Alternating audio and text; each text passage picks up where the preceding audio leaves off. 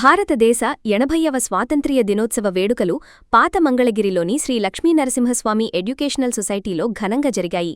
ఈ సందర్భంగా society chairman మరియు మంగళగిరి శ్రీ లక్ష్మీనరసింహస్వామి వారి దేవస్థానం ట్రస్ట్ బోర్డు సభ్యులు మేకల మోహన్రావు జాతీయ పతాకాన్ని ఆవిష్కరించి వందన సమర్పణ చేశారు. జాతీయ జెండా ఆవిష్కరించిన అనంతరం మిఠాయిలు పంపిణీ చేశారు. ఈ సందర్భంగా సొసైటీ చైర్మన్ మేకల మోహన్రావు మీడియాతో మాట్లాడుతూ, బ్రిటిష్ దొరల బానిస సంకెళ్లను తెంచి భరతమాతకు స్వేచ్ఛావాయువులు ప్రసాదించడం కోసం తమ ప్రాణాలను సైతం తృణప్రాయంగా అర్పించిన అమరవీరుల త్యాగాలు వెలకట్టలేనివని కొనియాడారు. నేడు మనం అనుభవిస్తున్న ఈ స్వేచ్ఛా స్వాతంత్ర్యాలు ఎందరూ మహానుభావుల రక్తార్పణం, సుదీర్ఘ పోరాటాల ఫలితమేనని స్పష్టం చేశారు. ముఖ్యంగా నేతాజీ సుభాష్ చంద్రబోస్ వీరోచిత పోరాటాన్ని, ఆయన నాయకత్వ పటిమను మోహన్ రావు కొనియాడారు. మీరు నాకు రక్తాన్నివ్వండి, నేను మీకు స్వాతంత్ర్యాన్ని ఇస్తాను అంటూ ఆజాద్ హింద్ ఫౌజ్ ద్వారా బ్రిటిష్ సామ్రాజ్య పునాదులను కదిలించిన ధీశాలి నేతాజీ అని, ఆయన చూపిన దేశభక్తి, ధైర్యం నేటి యువతకు నిరంతర స్ఫూర్తిదాయకమని ప్రశంసించారు. ఆ మహనీయుల స్ఫూర్తితో నేటి యువత, ప్రజలు బాధ్యతాయుతమైన భారత పౌరులుగా ఎదగాలని, దేశభక్తిని కేవలం ఒకరోజుకే పరిమితం చేయకుండా నిరంతరం గుండెల్లో నింపుకుని సమాజ హితం కోసం పాటుపడాలని పిలుపునిచ్చారు. ప్రతి ఒక్కరూ స్వాతంత్ర్య సమరయోధుల ఆశయాలకు అనుగుణంగా నడుచుకుంటూ క్రమశిక్షణ, సేవానిరతితో దేశ ప్రగతిలో భాగస్వాములు కావడమే ఆ అమరవీరులకు మనమిచ్చే నిజమైన నివాళి అని ఆయన పేర్కొన్నారు.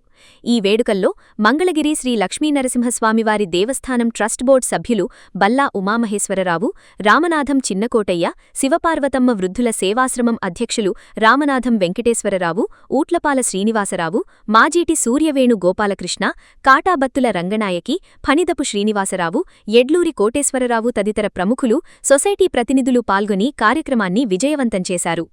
మన భారతదేశ 80వ స్వాతంత్ర దినోత్సవ సందర్భంగా పాత మంగళగిరిలో ఉన్నటువంటి మన శ్రీ లక్ష్మీనరసింహస్వామి ఎడ్యుకేషనల్ సొసైటీలో జెండా ఆవిష్కరణ కార్యక్రమం ఘనంగా నిర్వహించామండి. ఈ కార్యక్రమానికి విచ్చేసినటువంటి మంగళగిరి పుర ప్రముఖులు, అలాగే సంఘ సేవకులు అందరికీ మనస్ఫూర్తిగా ధన్యవాదాలు తెలియజేస్తున్నామండి. ఇప్పటికి సరిగ్గా 79 సంవత్సరాల క్రితం 1947 ఆగస్టు 15వ తారీఖు బ్రిటిష్ వారికి మనకి 190 ఏళ్ల నిరంకుశ పాలన తర్వాత స్వాతంత్రాన్ని ప్రకటించారండి. అంతకుముందు 420 ఇప్పటికి 426 ఏళ్ల క్రితం 1600 సంవత్సరం డిసెంబర్ 30వ తారీఖు భారతదేశానికి 6000 మైళ్ళ దూరంలో ఉన్నటువంటి ఇంగ్లాండ్ వారు మన భారతదేశంలో ఉన్నటువంటి చౌకగా లభ్యమయ్యే మిరియాలు కొనుక్కొని ఆ మిరియాలు ఓడల్లో ఇంగ్లాండ్ తీసుకెళ్లి అధిక లాభాలు గడించడానికి మన దేశానికి వచ్చారండి.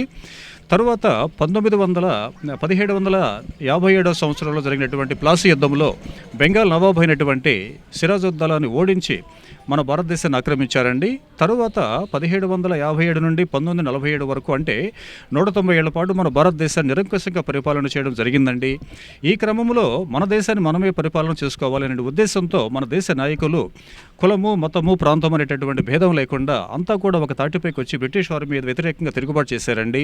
ఈ తిరుగుబాటు అనేది 3 దశలుగా జరిగింది. ఒకటి గాంధీ శకము, అలాగే అతివాద శకము, మితవాద శకం అండి. అయితే ఈ నాయకులందరూ కూడా బ్రిటిష్ వారి మీద శాంతియుతంగాను, అహింసాయుతంగా తిరుగుబాటు చేయడం జరిగింది. అయితే ఇక్కడ గమనించేసి ఏంటంటే, మహాత్మా గాంధీ గారు చేసినటువంటి శాంతియుత ఉద్యమాల ఫలితంగా కొంతవరకు బ్రిటిష్ వారు మనకు ఫ్రీడమ్ ఇవ్వడానికి తలొగ్గారండి. రెండవది సుభాష్ చంద్రబోస్, అల్లూరి సీతారామరాజు, భగత్ సింగ్ లాంటి అతివాద నాయకులు బ్రిటిష్ వారి మీద అత్యంత ధైర్య సాహసాలతో వాళ్ళను భయపెట్టి మనకు ఫ్రీడమ్ తెచ్చుకోవాలనేటువంటి విధంగా ఉద్యమాలు చేశారండి. దానిలో ఒక ముఖ్యమైనటువంటి వ్యక్తిగా మనం సుభాష్ చంద్రబోస్ను చెప్పుకోవాలి. ఎందుకంటే ఆయన అత్యంత ధైర్య సాహసాలు ప్రదర్శించి ఆజాద్ హింద్ ఫౌజ్ అనేటటువంటి ఒక ఆర్మీని తయారు చేసి బ్రిటిష్ వారికి వ్యతిరేకంగా తిరుగుబాటు చేయడం, ఉద్యమాలు చేయడం చేశాడు. ఈ క్రమంలో జర్మనీ వెళ్ళి సుభాష్ చంద్రబోస్ అప్పటి ఛాన్సలర్ అయినటువంటి హిట్లర్ సైన్యం తీసుకొని భారతదేశానికి వచ్చాడండి. అలాగే ఇటలీ సైన్యం కూడా తీసుకువచ్చి ఆజాద్ హింద్ ఫౌజ్ని రూపొందించాడు. భీకరమైనటువంటి ఉద్యమాలు చేసిన ఫలితంగా బ్రిటిష్ వారు భయపడి కొంతవరకు మనకి ఉద్యమం ఫ్రీడమ్ ఇవ్వడానికి వాళ్ళు ముందుకు వచ్చారండి. ఈ విషయాన్ని కూడా గమనించాలి మనం. కాబట్టి మహాత్మా గాంధీ, గోపాలకృష్ణ గోఖలే వీరు చేసినటువంటి శాంతియుత ఉద్యమాలు ఒకవైపు అయితే, మరోవైపు అతివాద ఉద్యమంలో ఈ సుభాష్ చంద్రబోస్ చేసినటువంటి కృషి ఎంతో శ్లాఘించదగింది. అయితే ఆయన దురదృష్టవశాత్తు ఫ్రీడమ్ రాకముందే విమాన ప్రమాదంలో చనిపోవడం జరిగిందండి. అయినా కూడా ఈనాటికి ఆయన భారతదేశంలో ఒక నేతగా ఈరోజు మనం ఆయన్ని స్మరించుకుంటూ ఉంటున్నాము, రిపబ్లిక్ డే అలాగే స్వతంత్ర దినోత్సవాల రోజుల్లో. అయితే చివరిగా ఒక ముక్కండి, మనకు ఫ్రీడమ్ తీసుకురావడానికి జరిగినటువంటి స్వతంత్ర సమరము 190 ఏళ్ల పాటు జరిగిందండి. అంటే 1757 నుంచి 1947 వరకు దేశవ్యాప్తంగా జరిగింది. ఈ స్వతంత్ర ఉద్యమంలో కులము, మతము, ప్రాంతము, భాష భేదము లేకుండా భారతీయులందరూ కూడా ఏకమై బ్రిటిష్ వారి మీద వ్యతిరేకంగా తిరుగుబాటు చేశారు. ఆ ఫలితంగానే మనకి ఫ్రీడమ్ వచ్చిందండి.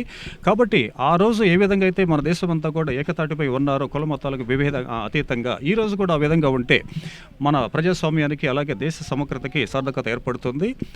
ఈ విధంగా ఉండాలని మనస్ఫూర్తిగా కోరుకుంటున్నామంటే. అయితే మరొక చివరి విషయం అండి, 190 ఏళ్ల పాటు చేసినటువంటి స్వతంత్ర పోరాటంలో సుమారు 2,90,000 మంది ప్రాణత్యాగం చేశారండి. ఇది కూడా మనం గమనించాలి. కాబట్టి 2,90,000 మంది బ్రిటిష్ వారికి వ్యతిరేకంగా చేసిన తిరుగుబాటులో ప్రాణాలు అర్పించడం వల్ల మనం ఈరోజు స్వతంత్రాన్ని సంపాదించుకొని స్వేచ్ఛగా జీవిస్తున్నాము. కాబట్టి అలాంటి జాతీయ అభిమానము, దేశభక్తి ప్రతి ఒక్క పౌరుడిలో ఉంటే ఈరోజు ఉన్నటువంటి కులమత సమస్యలు కూడా మాసిపోతాయండి. ఆ విధంగా ఉండాలని మనందరూ కూడా కోరుకుందాము.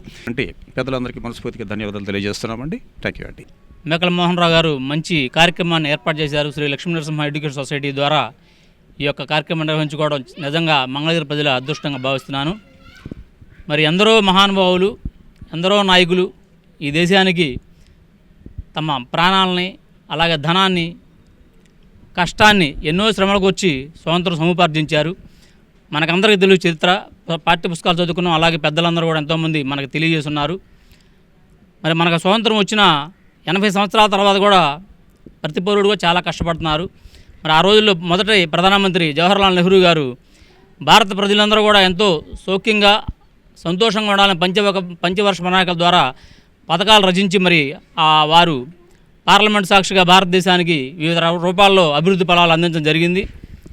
దానిలో భాగంగా మరి మన భారతదేశం అంటేనే ముందుగా వ్యవసాయ ఆధారిత దేశం. తినడానికి తిండి కావాలి. ఆ రోజుల్లో ఎంతో క్షామం ఉండేది. మరి ఆ విధంగా భారతదేశం మొత్తం కూడా వ్యవసాయ ఆధారిత ప్రాంతంగా వ్యవసాయాన్ని ఆధునీకరించి మరి ఎన్నో ప్రాజెక్టులను నిర్మించి లక్షలాది ఎకరాలు సాగులో వచ్చేట్టు చేశారు. మరి ఆ తర్వాత ప్రతి మనిషి కూడా బతకడానికి ఆహారం ఉన్నట్లుగానే మరి మానవ ప్రాణాలు కాపాడడానికి మరి వస్త్రం కూడా ముఖ్యమైంది. దానికి చేనేత పరిశ్రమ ఎంతో కుదేలైనప్పుడు కూడా దాన్ని కూడా అభివృద్ధి పరచడం జరిగింది. మరి ఇంకా విద్యా, వైద్యం ప్రతి పౌరుడు కూడా విద్యను అభ్యసించాలి. మరి అలాగే వైద్యం ఉచితంగా అందించాలి. అలాగే శ్రామిక రంగం, ఈరోజు మనం నివాసం ఉండాలన్నా ఏదైనా అభివృద్ధి చెందాలన్నా కూడా శ్రామిక రంగం అత్యంత కీలకమైంది భారతదేశంలో. మరి ఈ యొక్క 5 రంగాల్లో కూడా అభివృద్ధి పదంలో ఉన్నప్పుడే భారతదేశం అభివృద్ధి చెందుతుంది. అలాగే రాజకీయాలు పక్కన పెట్టి అందరితో సమానత్వంతో సౌభ్రతంతో ఉండాలని చెప్పి కోరుకుంటూ ఈ యొక్క స్వతంత్ర ఫలాలు ప్రతి పౌరుడికి అందాలి. మరి 5 రంగాలు ఇప్పుడు ఇంతకుముందు మనం చెప్పినట్టుగా వ్యవసాయం, అలాగే చేనేత పరిశ్రమ, మరి అలాగే శ్రామిక రంగం, మరి విద్య, ఉపాధి రంగాలు, వైద్యం, ఈ 5 రంగాలు ప్రతి పౌరుడికి అందించిన రోజు ప్రభుత్వాలు ఏ సమస్య ఉండదు. ప్రజలందరూ కూడా సంతోషంతో, ఐకమత్యంతో అందరూ కూడా ఆనందంగా ఉండగలుగుతారని కోరుకుంటూ ఈ యొక్క అవకాశం పెద్దలను అవసరం. జై హింద్. భారతదేశం స్వతంత్రం తీసుకొచ్చేప్పటికీ 80వ స్వతంత్ర దినోత్సవం జరుపుకుంటున్న సందర్భంగా భారతదేశ ప్రజలందరికీ ముందుగా స్వతంత్ర దినోత్సవ శుభాకాంక్షలు. అలానే ఈ కార్యక్రమం జరుపుతున్నటువంటి మేకల మోహన్ రావు గారికి శుభాకాంక్షలు తెలియజేస్తూ ఒక విషయం మనం విన్నవించదలుచుకున్నాను. బానిస సంఖ్యలు పెంచడానికి భారతదేశ పౌరులందరూ తన ప్రాణాలని, కుటుంబాలని త్యాగం చేసి దూరంగా ఉండి, అజ్ఞాతంలో ఉండి వాళ్ళ అసూలు బాసి స్వతంత్రాన్ని సంపాదించారు బానిసత్వాన్ని మాపటానికి. కానీ బానిసత్వంలోంచి ఎంతమంది బయటకు వచ్చారు, ఎలా బానిసలు కాకుండా బ్రతుకుతున్నారు? ఇప్పటికీ కొంతమంది బానిసత్వంతో ఉన్నారని నా అభిప్రాయం. ఎలాగంటే కొంతమంది మద్యానికి, గంజాయికి బానిసలు, కొంతమంది అక్రమ సంపాదనకి బానిసలు, కొంతమంది అధికార దాహానికి బానిసలు. ఈ బానిసత్వం బ్రిటిష్ వాళ్ళు కల్పించింది కాదు, మనం కల్పించుకుంది. మనం ఒక జంతువుని, అంటే మనకు ఉపయోగపడే జంతువుని 4 రోజులు కట్టేసిన తర్వాత అది ఆటోమేటిక్గా అక్కడే ఉంటుంది, ఎక్కడికి పోదు. అది బానిసత్వం నుంచి బయటకు వెళ్ళదు. అట్లనే బానిసత్వానికి అలవాటు పడి ఉన్నారు చాలామంది. అందులో నేను అన్ను ఆ బానిసత్వం నుంచి బయటకు వస్తే ఈ భారతదేశం ఇంకా బాగుపడుతుందని నా కోరిక, అభిలాష. జై హింద్. ఈరోజు 80వ స్వతంత్ర దినోత్సవ వేడుకలు ఈరోజు మంగళగిరిలోని శ్రీ లక్ష్మీ నరసింహ ఎడ్యుకేషన్ సొసైటీ ప్రాంగణంలో మనం నిర్వహించుకుంటున్నాము. ఈ కార్యక్రమాన్ని ఏర్పాటు చేసిన మేకల మోహన్ రావు గారికి ధన్యవాదాలు తెలియపరుస్తూ, ఈ సందర్భంగా ప్రతి ఒక్కళ్ళు దేశభక్తి పెంపొందించుకోవాలి. దేశభక్తి ద్వారానే మన స్వేచ్ఛ, స్వతంత్రాలు ఉంటాయని, మన వ్యక్తిగత అభివృద్ధి కూడా ఉంటుందని నేను భావిస్తూ ఈ కార్యక్రమానికి ఇచ్చేసిన పెద్దలందరికీ ధన్యవాదాలు తెలియపరుస్తున్నాను. భారత్ మాతాకి జై. భారత మాత స్వాతంత్ర దినోత్సవం 80వ ఉత్సవాల్ని పాత మంగళగిరి శ్రీ లక్ష్మీ నరసింహ ఎడ్యుకేషన్ సొసైటీ వారి ఆధ్వర్యంలో పతాకావిష్కరణ, చిన్నారులకి స్వీట్లు పంపిణీ తదితర కార్యక్రమాలన్నీ రూపొందించిన ఈ శుభ సందర్భంలో ఎల్లరకు కూడా భారత స్వాతంత్ర దినోత్సవ శుభాకాంక్షలు.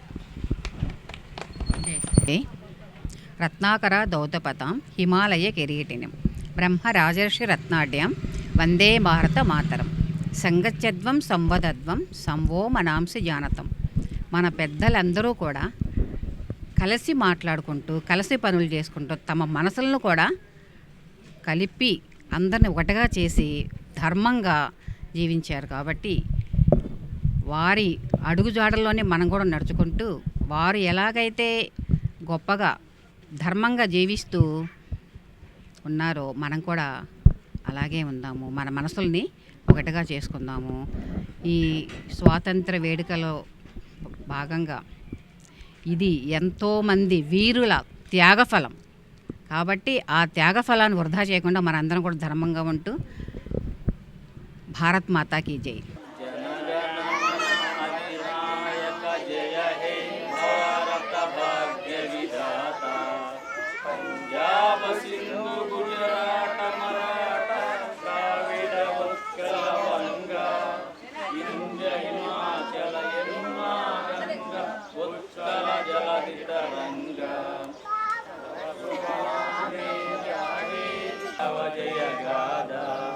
జన గణ మంగళదాయక జయ హే భారత భాగ్య విధాత జయ హే